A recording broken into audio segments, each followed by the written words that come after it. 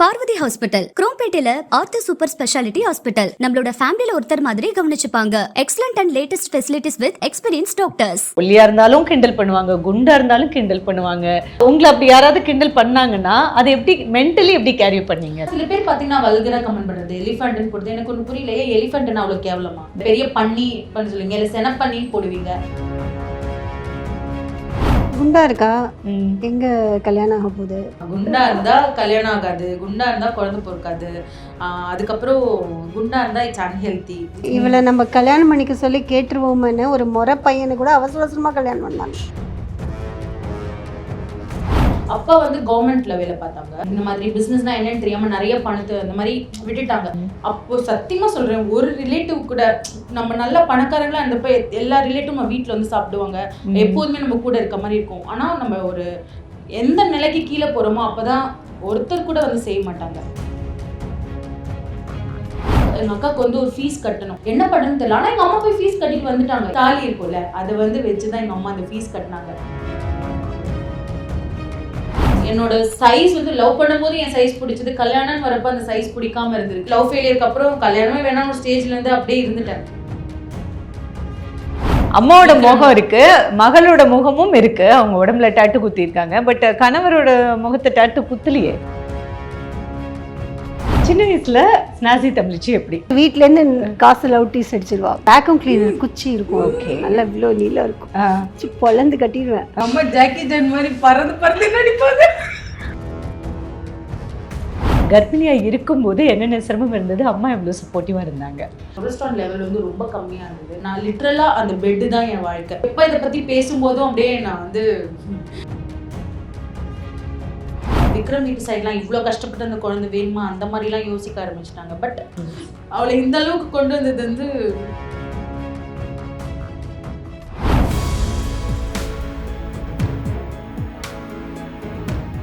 அன்னைய தினம் ஒரு சூப்பரான அம்மா பொண்ணு காம்போதா இப்போ நம்ம இன்டர்வியூ பண்ண போகிறோம். பேசலாம். ஸ்னாசி தமிழச்சி அண்ட் அவங்களுடைய அம்மா Vijayalakshmi. Welcome to the show. வணக்கம்மா.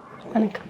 ஸோ அம்மா, இப்போ உங்கள் பொண்ணு வந்து ஒரு யூடியூப்ல சோஷியல் மீடியாவில் ஒரு செலிப்ரிட்டி, எப்படி ஃபீல் பண்ணுறீங்க அவங்க பிறந்தப்போ இப்போ? ரொம்ப ரொம்ப ரொம்ப ப்ரௌடாக ஃபீல் பண்ணுறேன். ஆனால் இந்த அளவுக்கு வருவாங்கிறது எனக்கு தெரியாது. ஏன்னா அவள் படிக்கிற காலத்துலேருந்தே அவளுக்கு ஃபேஷன் டிசைனிங் இந்த மாதிரி ரொம்ப இன்ட்ரெஸ்ட் அவளுக்கு.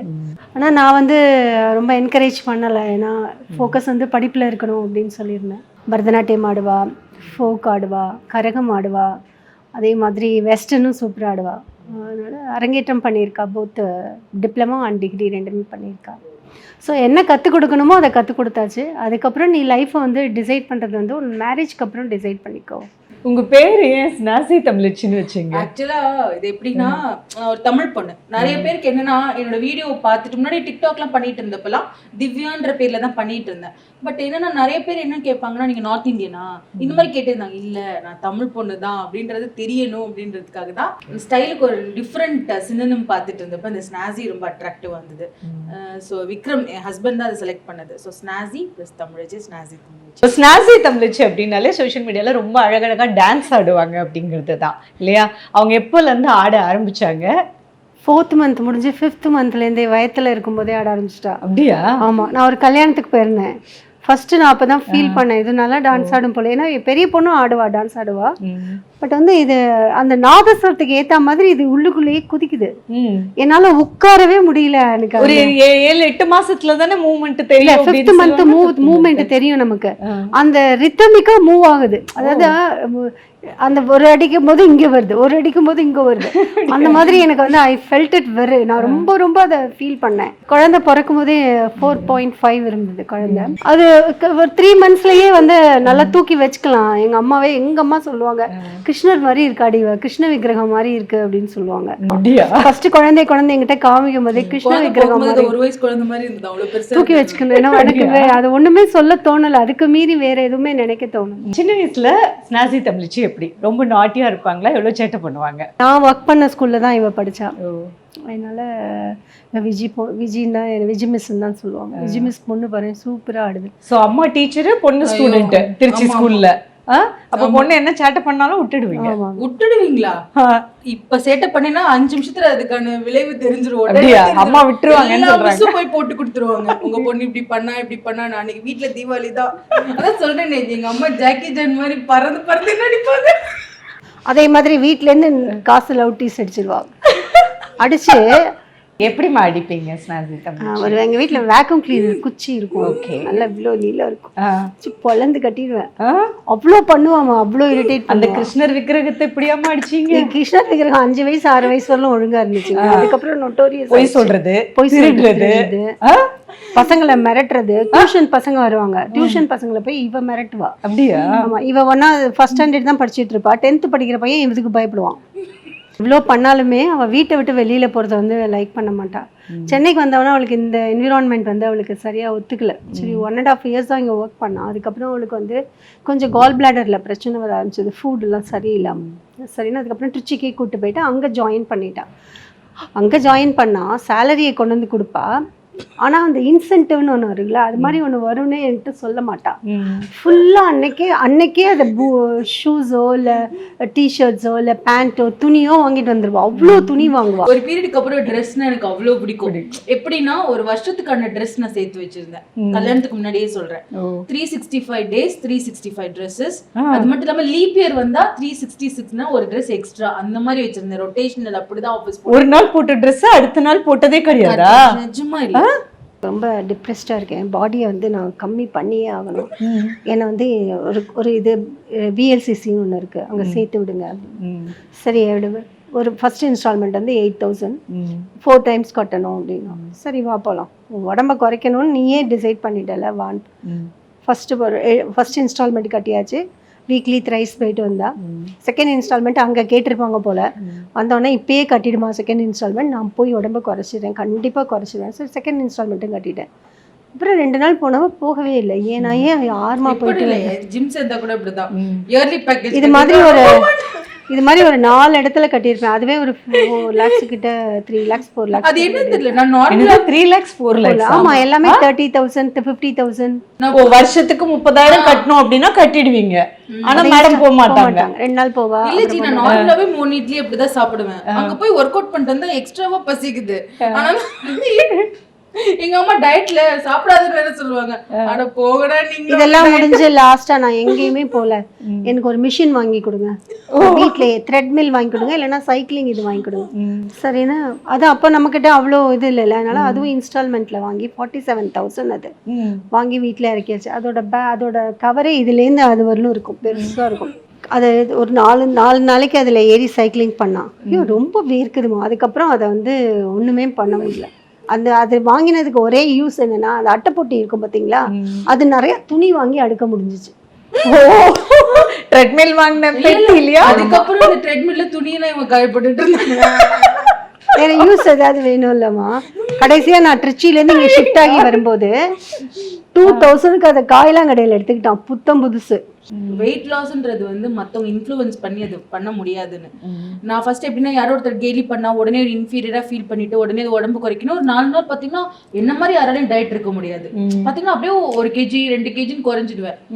ஆனா அவ்வளவுதான். 3ஆவது நாள் அது பிடிச்ச சாப்பாடு கண்மடைஞ்சுன்னா டயட் அது கேட்டாது போங்கடா அப்படின்னு சொல்லி சாப்பிட ஆரம்பிச்சிருவேன். ஆனா அதுக்கப்புறம் எனக்கு மெச்சூரிட்டின்னு ஒன்று வரும்போதுதான் புரிஞ்சுது, நம்ம என்னைக்கு ரியலைஸ் பண்றோமோ அன்னைக்கு தான் நம்மளால வெயிட் குறைக்க முடியும். ஒருத்தங்க கிண்டல் பண்றாங்க, ஒருத்தங்க இன்ஃப்ளூயன்ஸ் பண்றாங்க, நம்ம பண்ண ஆரம்பிச்சா அதை வந்து ஒரு கண்டினியூட்டியா என்னால பண்ண முடியாது. அது எப்ப எனக்கு புரிஞ்சதுன்னா, எனக்கு குழந்தை பிறந்து என்னால அந்த குழந்தைய தூக்கிட்டு ரொம்ப தூரம் நடக்கவே முடியல. பாத்தீங்கன்னா நான் 149 கிட்ட போயிட்டேன் வெயிட். அப்போதான் எனக்கு புரிஞ்சுது. அப்போ நிஜமா சொல்றேன், அதுல இருந்து ஒரு 14 to 15 kgs என்னோட டயட் அண்ட் டான்ஸ்னால மட்டும் குறைச்சி இப்ப இப்படி இருக்கேன். இதோட முன்னாடி இன்னும் அதிகமா இருந்தேன். அப்பதான் எனக்கு அந்த ரியலைசேஷன் புரிஞ்சுது. குழந்தையா இருக்கும் போது எல்லாரும் அந்த மாதிரி புசு புசுன்னு இருந்தா லைக் பண்ணுவாங்க, நல்லா இருக்கும். அப்புறம் குழந்தை வளரும் போது நீங்க உங்ககிட்ட யாராவது ஏதாவது சொல்லுவாங்க? வந்து ஒரு 2 years 1.5 years இருக்கும்போது அவளுக்கு ஃபிட்ஸ் ஒன்று வந்தது. ஸ்டெராய்ட்ஸ் அந்த கொடுத்ததுனால அந்த ஃபிட்ஸ் மறுபடியும் வரக்கூடாது. ஏன்னா ஒவ்வொரு தடவையும் குழந்தைக்கு ஃபிட்ஸ் வரும்போது பிரெயின் அஃபெக்ட் பண்ணும், ஒவ்வொரு செல் அஃபெக்ட் பண்ணும்னு சொன்னாங்க. ஸோ அதனால அவள் என்ன ஆயிடுச்சுன்னா அவளே கொஞ்சம் குறைய ஆரம்பிச்சா. 3-4 yearsல பார்த்தீங்கன்னா ஒல்லியா இருப்பா. கொஞ்சம் நான் என்ன பண்ணேன், குழந்தை வந்து ரொம்ப ஒல்லியாக இருக்கா அப்படின்னு சொல்லிட்டு பாதாம், பிஸ்தா, வால்நட் எல்லாமே கொஞ்சம் கொஞ்சமாக சத்துள்ளதாக நிறையா கொடுக்க ஆரம்பிச்சேன். அதுக்கப்புறம் டெவலப் ஆகிட்டேன். நம்மளும் கொஞ்சம் தெரியாம வெளில போய் தின்றது. வெளியில் வந்து கொஞ்சம் கொஞ்சமாக அப்படியே சொல்லுவாங்க, ஏன் இவ்வளோ குண்டாயிட்டா, உடம்ப குறைக்க சொல்லு என் ஃப்ரெண்ட்ஸ்.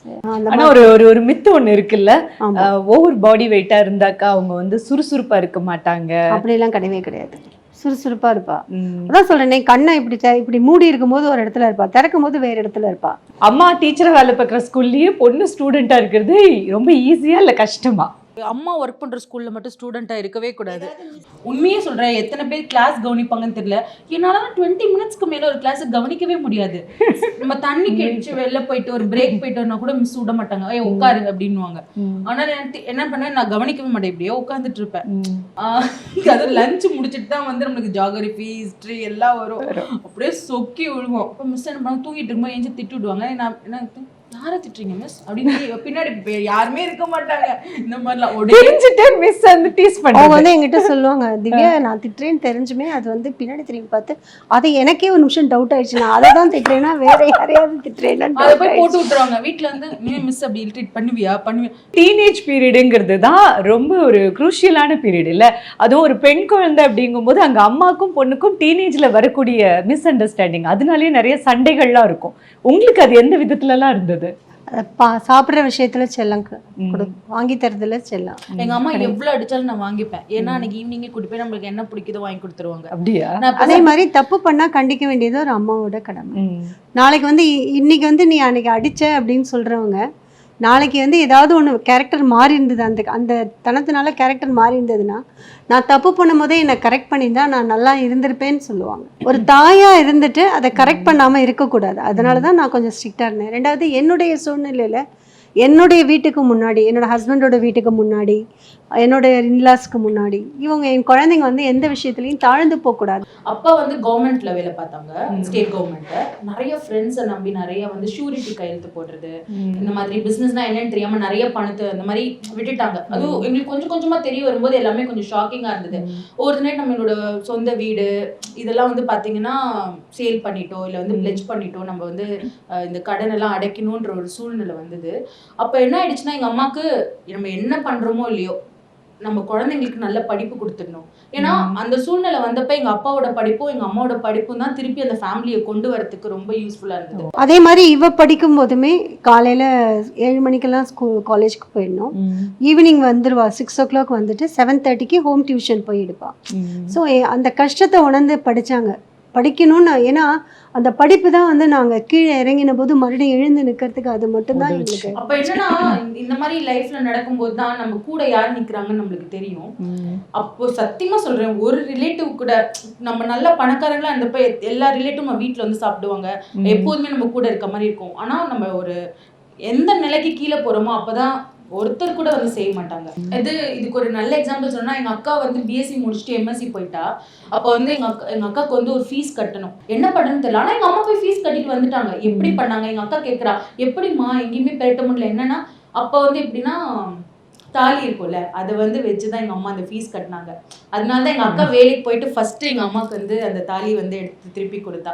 ஸோ நிறைய கஷ்டங்கள் ஆனா வெளியில தெரியாது. இந்த மாதிரி நிறைய கஷ்டம் வரும்போது, ஃபேமிலி டவுன் ஆகும்போது அவங்க நினைச்சிருந்தா நம்ம தனியா பிள்ளைங்களை கூட்டிட்டு போயிருக்கலாம், அப்பா கஷ்டப்பட்டுன்னு விட்டுருக்கலாம். ஆனா அந்த மாதிரி பண்ணல. அவரையும் கூட்டி இந்த ஃபேமிலியும் திருப்பி நல்ல ஸ்டேஜுக்கு கொண்டு வந்து 2 பொண்ணுங்களையும் படிக்க வச்சு நல்ல ஒரு கல்யாணம் பண்ணி கொடுத்து நல்ல ஒரு லைஃப் கொடுத்துருக்காங்கன்னா, என்னை பொறுத்த வரைக்கும் சிங்கப்பெண் கார்த்தாங்க எங்க அம்மா தான். நம்மளுடைய டியூட்டி, நம்ம கடவுள் 2 குழந்தை டியூட்டின்றதை தாண்டி இப்போ நீங்க சொல்றீங்க, நிறைய என் ஹஸ்பண்ட் வந்து தப்பான நபர்களை நம்பி கையெழுத்து போட்டு அவ்வளோ பணமும் போச்சு, கடன் வாங்கி அந்த கடனை அடைக்கிற மாதிரியான நிலைமை தான் நீங்க சொன்னது.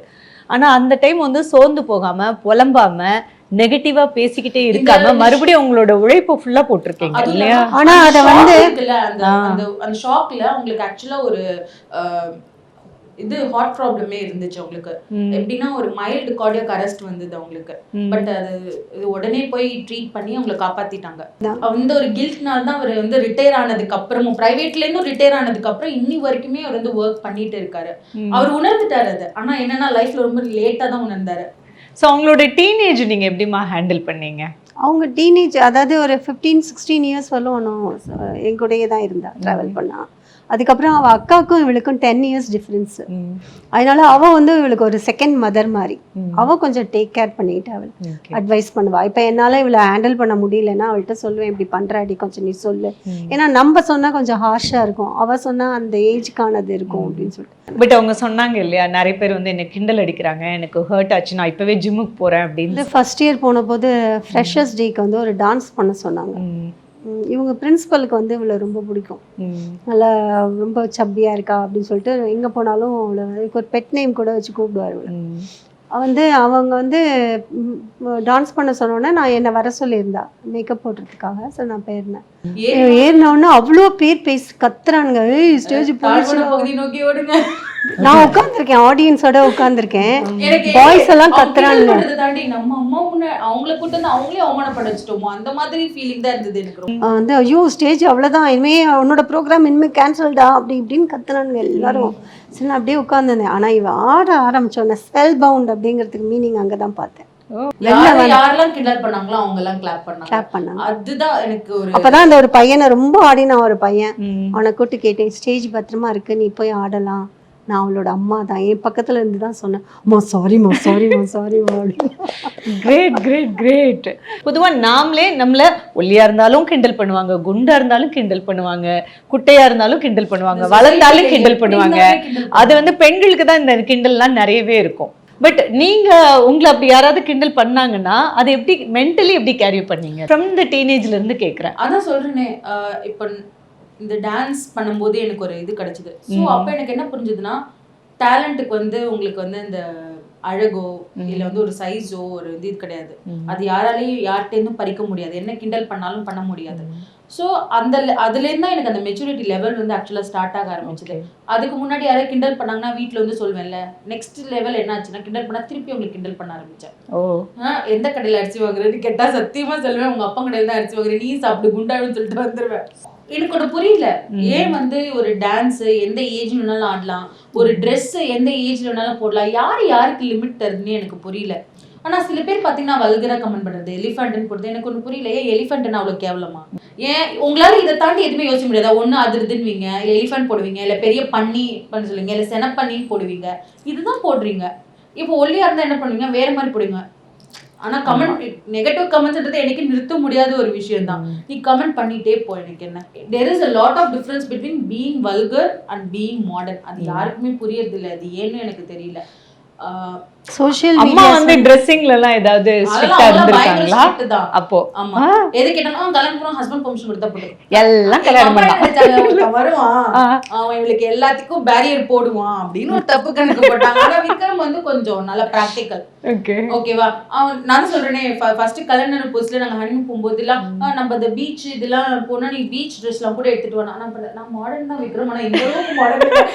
ஹஸ்பண்ட் அண்ட் ஒய்ஃப்னா அண்டர்ஸ்டாண்டிங் இருக்கணும். இவங்களுக்கு இது பிடிக்கும்னு நினைச்சா அதை அவங்க என்கரேஜ் பண்ணணுமே தவிர அந்த இடத்துல நீ இப்படி பண்ணு இப்படி பண்ணாதுன்னு சொல்லி அந்த மாஸ்டர் ஸ்லேவ் மட்டும் இருக்கவே கூடாது. விக்ரம் இங்க லைஃப் சந்தோஷமா இருக்கிறதுக்கு விக்ரம் கிட்ட எனக்கு ரொம்ப பிடிச்ச விஷயமே, கல்யாணம் எங்களுக்கு நிச்சயம் ஆனதுலேருந்து இப்போ வரைக்கும் நான் விக்ரம் கிட்ட ஒரு நாள் கூட ஒரு பெர்மிஷன் கேட்டதே இல்லை. அவங்களோட கல்யாணம் அப்படிங்கும்போது அவங்களுக்கு பிடிச்ச ஒரு வரணும் இருக்கட்டும் அப்படின்னு நினைச்சீங்களா? இல்லை அப்பயும் நான் செலக்ட் பண்ற மாப்பிள்ளையே தான் கல்யாணம் இல்லை, மேட்ரிமோனியில கூட அவ நம்பர் தான் கொடுத்தேன். எனக்கு எங்க வீட்டுல வந்து லவ் மேரேஜ்லாம் பிரச்சனையே கிடையாது. ஏன்னா எங்க அக்கா லவ் மேரேஜ் தான். ஓகேவா? அப்ப நான் வந்து சொல்வேன் எங்க அம்மாட்ட, கவலைப்படாதம்மா, நானாவது உனக்கு பிடிச்ச பண்ணி சும்மா எங்க அக்கா உசுப்பதுக்காக நான் சொல்லிட்டு இருப்பேன். அதுக்கப்புறம் தான் வந்து லவ் ஃபெயிலியருக்கு அப்புறம் கல்யாணமே வேணாம் ஒரு ஸ்டேஜ்ல இருந்து அப்படியே இருந்துட்டேன். அப்படி மேட்ரிமோனியில போயிட்டு அப்புறம் அரேஞ்ச் மேரேஜா முடிஞ்சதுதான். விக்ரமும் லவ் ஃபெயிலியர், நான் இது நிறைய ஆக்சுவலி நான் சொல்லியிருக்கேன். பட் அது லவ் ஃபெயிலியர் நான் சொல்ல மாட்டேன். அது ஆக்சுவலா லைஃப்ல வந்து எனக்கும் விக்ரமும் கிடைச்ச ஒரு நல்ல லெசன். அதனாலதான் என்னமோ தெரியல, எங்களுக்கு இந்த லைஃப் வந்து ரொம்ப மெச்சூர்டா ஒரு நல்லா போயிட்டு இருக்கு. சண்டை இதெல்லாம் தாண்டியும் அந்த அண்டர்ஸ்டாண்டிங் வந்து ரொம்ப நல்லா இருக்கு. Very important. இப்போ உங்க பொண்ணை நீங்க பயங்கர பாசிட்டிவாவும் துருத்துருன்னு பார்த்திருப்பீங்க. ஒரு விஷயம், ஒரு லவ்வோ ஏதோ ஒரு ஃபெயிலியர் அப்படிங்கும்போது அவங்க எவ்வளவு மாறி இருந்தாங்க, நீங்க அவங்களை எப்படி மாத்தி? ரொம்ப உடஞ்சிட்டா, ரொம்ப வெக்ஸ் ஆகி தான் இருந்தா. அதுக்கப்புறம் கொஞ்சம் கொஞ்சமா அவளை வந்து நான் வேலைக்கு அப்ப அந்த 3 months அவளை நான் வேலைக்கு அனுப்பல. ஏன்னா மறுபடியும் அவளுக்கு அந்த ஞாபகங்கள் வரலாம். சரி நீ இரு வீட்டுல இரு அப்படின்னு சொல்லி அவளை சாயங்காலம் வெளில கூட்டு போறது வேற மாதிரி. எனக்கு அதையும் தாண்டி ஃபுட்டுன்னா ரொம்ப பிடிக்கும். அதனால டிஃப்ரெண்ட் ஹோட்டல் கூட்டிட்டு போவாங்க, புது டிஷ் ட்ரை பண்ணு. அப்புறமா உனக்கு பிடிச்ச டான்ஸ்லாம் திரும்பி பண்ண, கோவிலுக்கெல்லாம் போறது, எங்கேயாவது கோவில் கூட்டிட்டு போறது. சூப்பர்மா. அப்பா கிட்ட என்ன கிடைக்காதோ அது வந்து ஒரு லவ் பண்றவங்க கிட்ட கிடைக்கும்னு நினைச்சுதான் நான் போறேன். அப்ப அந்த இடத்துல வந்து அது கல்யாணம் வரைக்கும் அது போகலைன்னா அதுக்கு நிறைய ரீசன் இருக்கு. என்னோட ஃபினான்ஷியல் ஸ்டேட்டஸே ரீசனா இருந்திருக்கு. என்னோட சைஸ் வந்து லவ் பண்ணும்போது என் சைஸ் பிடிச்சது, கல்யாணம் வரப்ப அந்த சைஸ் பிடிக்காம இருந்திருக்கு. இந்த மாதிரி நிறைய நடந்திருக்கு. அப்படி வரும்போது எப்படின்னா நான் எவ்வளவுக்கு எவ்வளவு போல்டோ அவ்வளவுக்கு எவ்வளவு உடஞ்சு அழிவேன். ஆனா என் வீட்டுல இருக்கவங்களுக்கு மட்டும்தான் அது தெரியும். அம்மா 10-15 வயசுல அம்மா எவ்வளவு ஸ்ட்ரிக்டா இருந்தாங்க, இப்போ அம்மா என்னெல்லாம் சேஞ்ச் ஆயிருக்காங்க இப்போ? அதாவது 15 வயசுல இருக்கிற அம்மா எனக்கு ஒரு ஹிட்லர் அம்மாவா தான் அப்ப தெரிஞ்சாங்க. பட் இப்ப என்னால புரிஞ்சுக்க முடியுது ஏன் அவங்க அப்படி இருக்காங்க. நான் ஒரு அம்மாவா ஆகும்போது இப்ப சில சமயத்துல என் பொண்ணை நான் திட்டுறேன்ல, அப்ப புரியும், ஓ இதுக்காக தான் அம்மா நம்மள திட்டிருப்பாங்களோ. என்னால அதை ரியலைஸ் பண்ண முடியுது நிறைய இடத்துல. இப்போ நீங்க உங்களுக்கு பிடிச்சவரை கல்யாணம் பண்ணிட்டீங்க, வீட்டுல லவ் மேரேஜுக்கு அப்போஸ் பண்ணதும் இல்ல, திருமணம் ஆயிடுச்சு. கர்ப்பிணியா இருக்கும்போது என்னென்ன சிரமம் இருந்தது, அம்மா எவ்வளவு சப்போர்ட்டிவா இருந்தாங்க? எனக்கு ரொம்ப காம்ப்ளிகேட்டடான ப்ரெக்னன்சின்றப்பதான் வந்துட்டு அம்மா ரிட்டையர்மெண்ட் ஆன ஸ்டேஜ் அப்படியே இங்கே கூட்டிட்டு வந்துட்டேன். அப்போ வந்து எப்படின்னா என்னோட ஹார்மோன்ஸ் லெவல் வந்து ரொம்பவே டவுனா இருந்தது. ஏன்னா வந்து எனக்கு மிஸ்கேரேஜ் இருந்தது. அதுக்கப்புறம் ட்வின்ஸ், ஒரு குழந்தை இறந்துடுச்சு. ஸோ இன்னொரு குழந்தை தான் அதீக்ஷிதா. ஸோ அவங்கள கேரி பண்றதுக்கு வந்து நான் வந்து பெட் ரெஸ்ட்ல இருக்க வேண்டிய ஒரு சுச்சுவேஷன். ஏன்னா என்னோட ப்ரொஜெஸ்டரான் லெவல் வந்து ரொம்ப கம்மியா இருந்தது. அதுக்கு daily I have to take hormonal injection. அப்போ அம்மா தான் என்னை ஃபுல் டேக் கேர் பண்ணிட்டாங்க. நான் லிட்ரலா அந்த பெட்டு தான் என் வாழ்க்கை.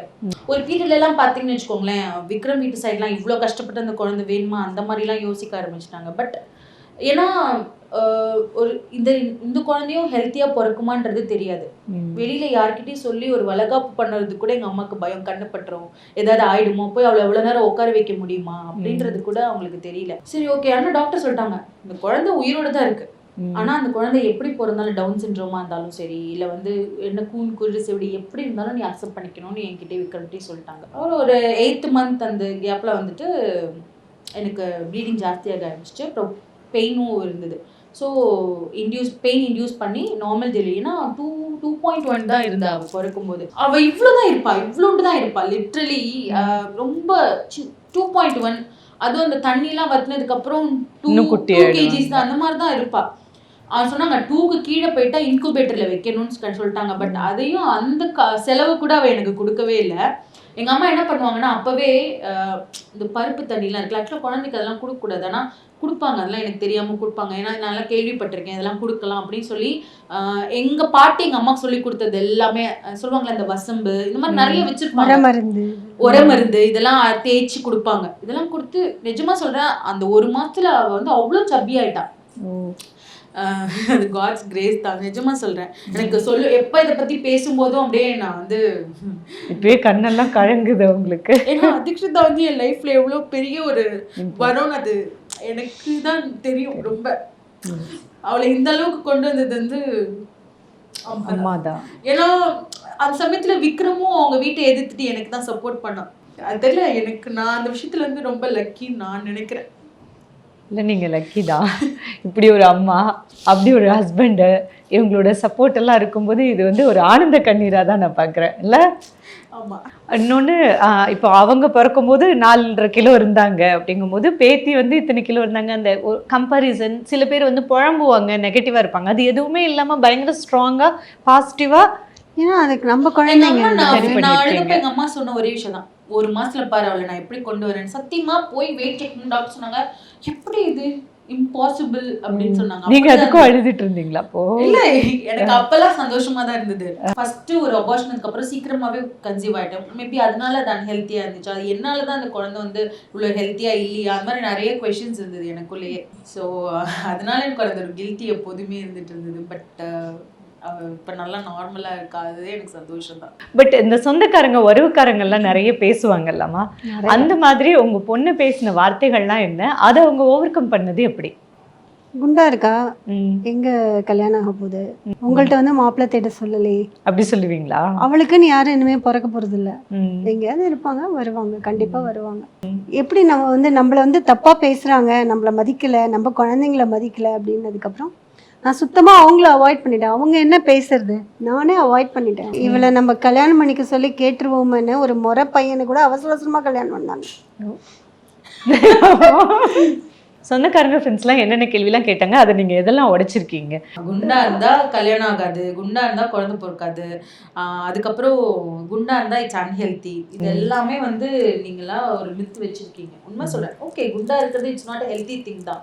ஆனா குழந்தை பிறக்கிறதோ குண்டா இருக்கிறதோ இட்ஸ் நாட் டைரக்ட்லி ப்ரொபோர்ஷனல். இது வந்து உங்க ஹார்மோனல் சம்மந்தமா தான். குண்டா இருக்க எத்தனையோ பேர் கன்சீவ் இருக்காங்க. இப்போ நான் ஆகலையா, இன்னொருத்தவங்க ஆகலையா, எல்லாமே ஆகலாம். ஆனா என்னன்னா அந்த குழந்தைய கேரி பண்றதுக்கு நம்மளுக்கு வெயிட் வந்து ஒரு பேரியரா இருக்கும். அப்ப அந்த சமயத்துல நம்ம குறைச்சுதான் ஆகணும். இல்லைன்னா முட்டி வலி வரும்.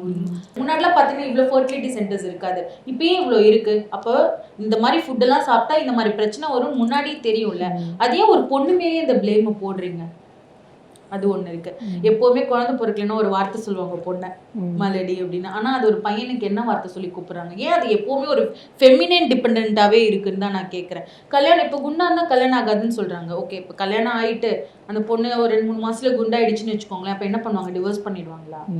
கல்யாணம் பண்ணிக்கோ, அந்த பொண்ணை மோட்டிவேட் பண்ணி உடம்பு குறைக்கிற வழியை பாரு. அதையே ஃபர்ஸ்ட் பார்த்தோன்னே அந்த ஒரு ஸ்ட்ரக்சரா இருந்தாதான் நீ கல்யாணம் பண்ணிப்பியா? எனக்கு புரியல. அப்படிலாம் பொண்ணுங்க பார்க்க ஆரம்பிச்சாங்க அப்படின்னு வச்சுக்கோங்களேன், நிறைய பேருக்கு வந்து கல்யாணம் நடக்காது. யாரை கிண்டல் பண்ணிடுவாங்களோன்னு பயந்துட்டு இன்ஃபீரியரா இருக்காங்க. ஆனா அவங்களாம் ரொம்ப டேலண்டடா இருப்பாங்க.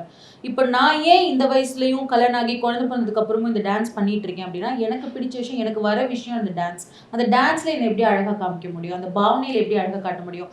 சத்தியமா சொல்றேன், ஒரு 100 பேர்ல ஒரு 70 பேர் வந்து தப்பா கமெண்ட் பண்ணிட்டு இருந்தாங்க. அந்த டான்ஸை பார்க்கும்போது ஒரு 50 பேர் அது கம்மியாச்சு. இப்போ 30 பேர் கம்மி அந்த மாதிரி அதை நம்ம பிரேக் பண்ணலாம் நம்மளோட டேலண்ட்னால. ஸோ சைஸோ ஏஜோ ஒரு பேரியர் கிடையாது. நீங்கள் வந்து கண்டிப்பாக எப்போ நினைச்சாலும் குண்டுலேருந்து ஒல்லி ஆகலாம். அது வந்து ஒல்லியிலேருந்து குண்டாகிறது ரொம்ப ஈஸிங்க. ஆனால் ஒரு ஃபேட்டாக இருக்கிறவங்க உடம்பு குறைக்கிறது எவ்வளோ பெரிய விஷயம் தெரியுமா? எவ்வளோ ஹார்ட் ஒர்க் பண்ணிட்டு இருப்போம் ஏற்கனவே. இப்போ என்ன மாதிரி ஆள்லாம் ஜிம்முக்கு போகிற டைப் கிடையாது, அந்த அவ்வளோ பிடிக்கிற டைப் இல்லை. ஆனால் டான்ஸ் மூலமாக நிறைய வந்து எனர்ஜி வந்து நாங்கள் பேர்ன் பண்ணுவோம்.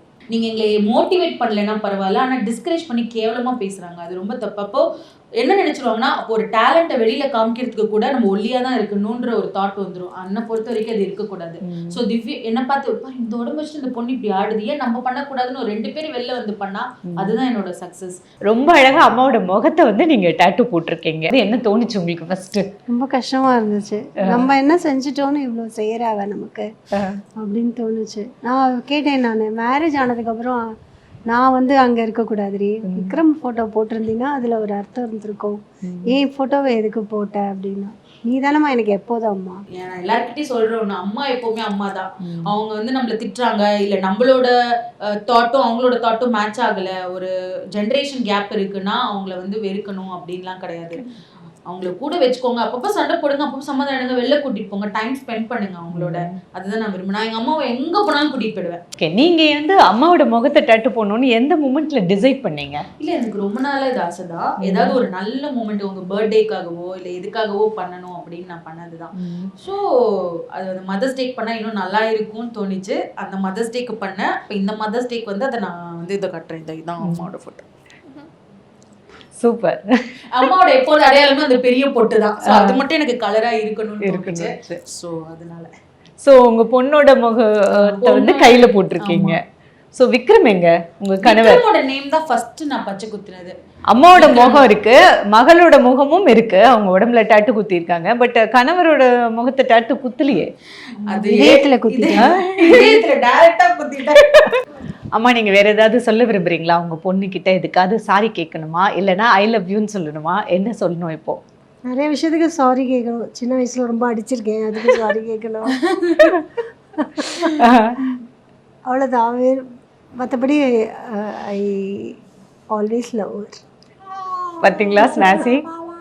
திவ்யா சின்ன வயசுல அடிச்சதுக்கு அம்மா வந்து இப்போ வந்து இப்ப சாரி கேட்டிருக்காங்க. அவங்க என்ன லவ் யூ சொன்னது இவளுக்கு பொறுக்கல, வந்துட்டா பாரு. அப்படியா? அவங்க எனக்கு ஏதாவது டைம் ஆயிடுச்சு, ஷூட் போறேன், ஏதாவது ஊட்டி விட்டா அவளுக்கு பிடிக்காது, கோச்சுப்பா. என்ன அவளுக்கு ஊட்டி விட்டா? நான் சொன்னேன், எனக்கு அம்மாடி, அப்புறம் தான் உனக்கு பாட்டி அப்படின்னு. செம பொசசிவ். சரி, அம்மாவை எவ்வளவு பிடிக்கும்? அவ்வளவு பிடிக்குமா?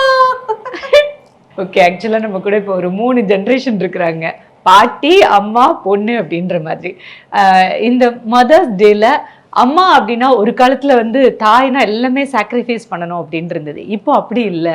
இப்போ இருக்கிற அம்மாக்கெல்லாம் ஃபேமிலியும் சரி, ப்ரொஃபஷனலாக அவங்களுக்கு பிடிச்ச ஒரு கெரியர்லையும் சரி, ரெண்டையுமே பேலன்ஸ் பண்ணலாம் அப்படின்ற மதர் தான் இப்போ இருக்கிறாங்க. ஸோ இதை நீங்கள் எப்படி பார்க்குறீங்கம்மா?